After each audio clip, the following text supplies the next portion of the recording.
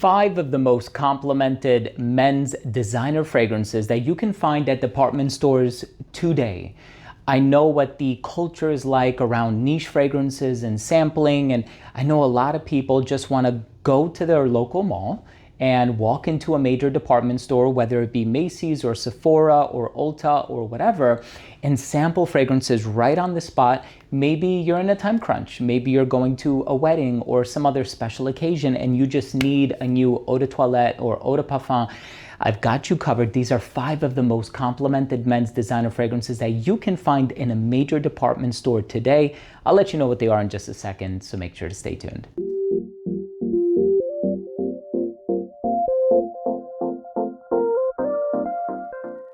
Now, before I begin today's episode and I tell you about these 5 fragrances, and all of these historically have gotten me tons of compliments. They are all excellent. I can vouch for every single one of them, and they all have a very mass appealing DNA. The compliment factor is through the roof.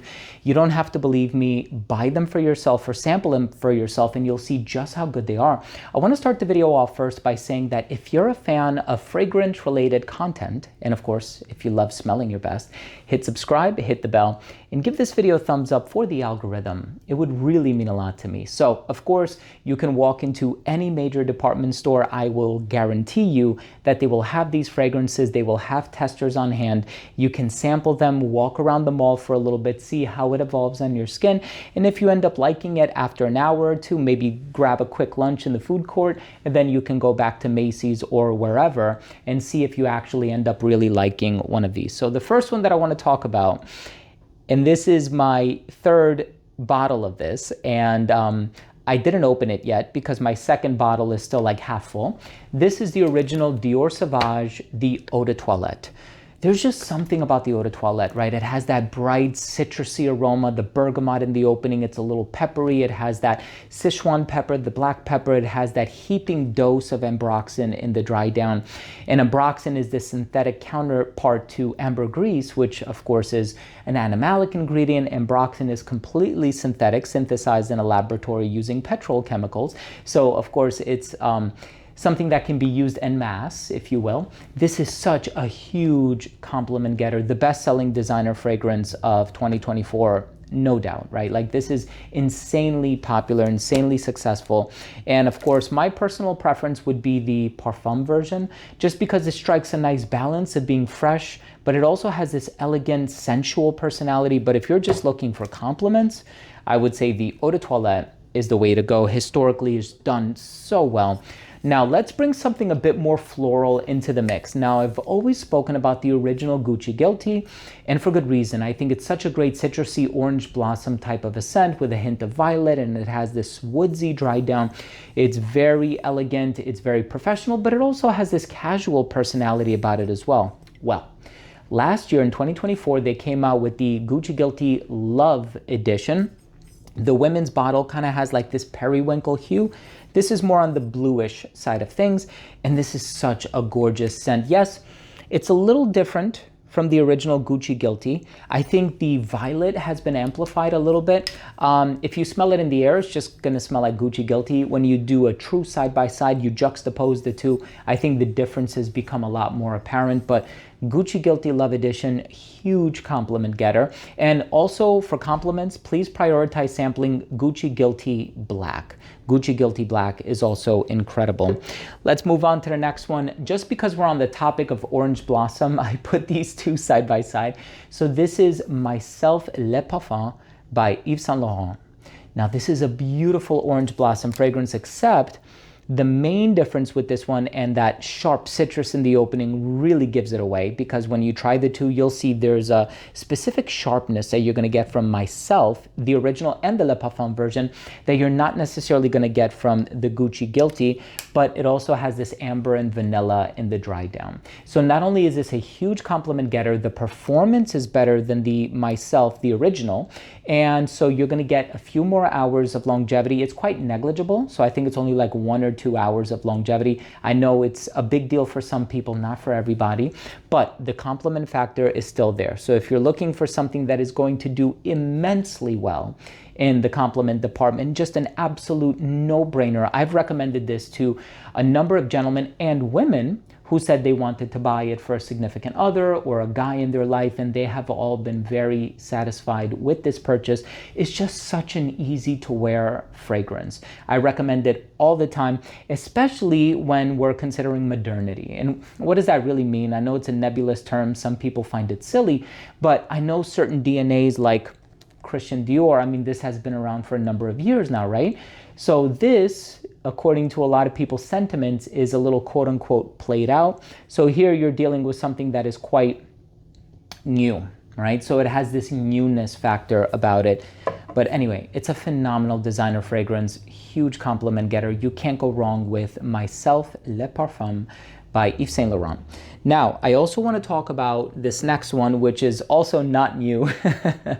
This one I had in my collection for some time, and I actually purchased a second gigantic bottle of it because, well, why not, right? But you'll see with the original that I have here, or my first purchase of this fragrance, which I've had for some time now, I'm almost done with it. So I was in Macy's and I almost bought the new Jean Paul Gaultier, and in hindsight, I should have, but I ended up buying this one because I just know I wear it so often, and every single time I wear it, I get tons of compliments with it.